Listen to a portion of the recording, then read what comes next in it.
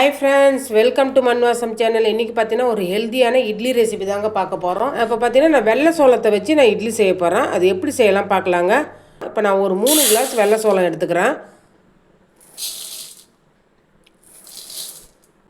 இப்போ 3 கிளாஸ் வெள்ளை சோளம் எடுத்தாச்சுங்க. இப்போ அதே கிளாஸில் அரை கிளாஸ் இட்லி அரிசி எடுத்துக்கலாங்க. அரை கிளாஸ் பச்சை அரிசி இப்போ இதையும் சேர்த்துக்கலாங்க.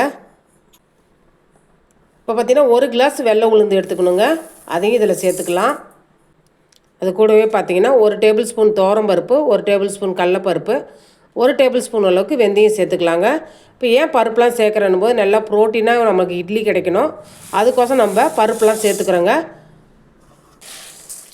இது பார்த்திங்கன்னா சிறுதானியன்றதுனால ஒரு 8 மணி நேரம்னாச்சும் ஊறணுங்க. இதே மெஷர்மெண்ட்டில் நீங்கள் கேழ்வரகுலையும் நீங்கள் செய்யலாம். இப்போ சோளம் போட்டோம் இல்லைங்களா, அதுக்கு பதிலாக நீங்கள் கேழ்வரகு சேர்த்து செய்யலாம்.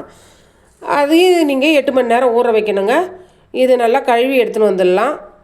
அவ்வளோதாங்க, நல்லா கழுவி எடுத்துன்னு வந்தாச்சு. இது அந்த நம்ம போட்டிருக்கோம் இல்லைங்களா, அந்த சோளம் நல்லா முழுகிற அளவுக்கு தண்ணி சேர்த்துட்டு நல்லா ஊற வச்சிடலாங்க.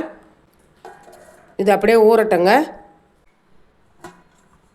அவ்வளோதாங்க, ஃபுல்லாக ஒரு நைட்டு ஊறிச்சு. இப்போ ஊறினதை நம்ம இன்னும் அதோட கழுவி எடுத்துக்கலாங்க. இப்போ கழுவி எடுத்துன்னு வந்தாச்சுங்க. இப்போ நான் கிரைண்டரில் தான் அரைக்க போகிறேன். நீங்கள் வேணால் மிக்சியில் கூட நீங்கள் அரைச்சி எடுத்துக்கலாங்க.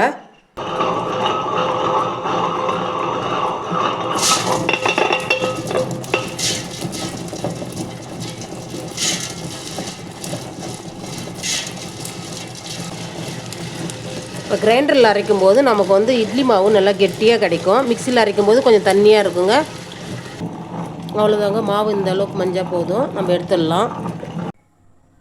அவ்வளோதாங்க, நல்லா ஒரு 3 மணி நேரம் மாவு புளிக்க வச்சாச்சு. நல்லா உங்களுக்கு உப்பி வந்திருக்குது பாருங்கள் மாவு.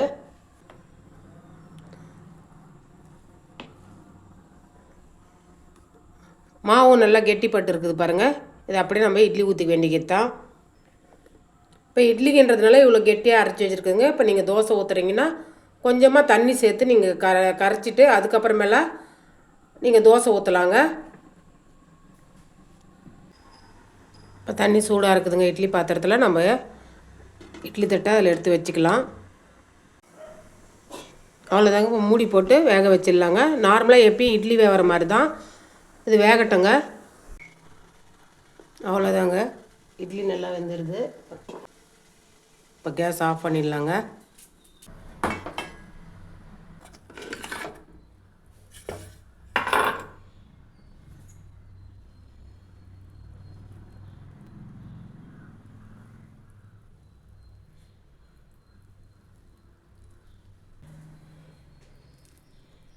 அவ்வளோதாங்க, நல்லா சாஃப்டாக நம்ம சிறுதானியத்தில் ஹெல்த்தியாகவும் ஒரு இட்லியும் கூட.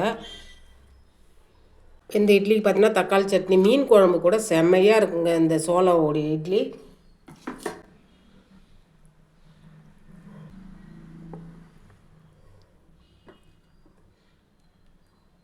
அவ்வளோதாங்க, ஹெல்த்தியான இட்லி ரெடி ஆகிடுச்சு. சாப்பிட்டு பார்த்துட்டு எப்படி இருந்துன்னு சொல்லிட்டு கமெண்ட் பாக்ஸில் சொல்லுங்கள். இந்த ரெசிபி பிடிச்சிருந்துன்னா மண்வாசம் சேனலில் லைக் பண்ணுங்கள், ஷேர் பண்ணுங்கள், கமெண்ட் பண்ணுங்கள், சப்ஸ்கிரைப் பண்ணுங்கள். பக்கத்தில் இருக்க பெல் ஐக்கானை கிளிக் பண்ணுங்கள். தேங்க்யூ.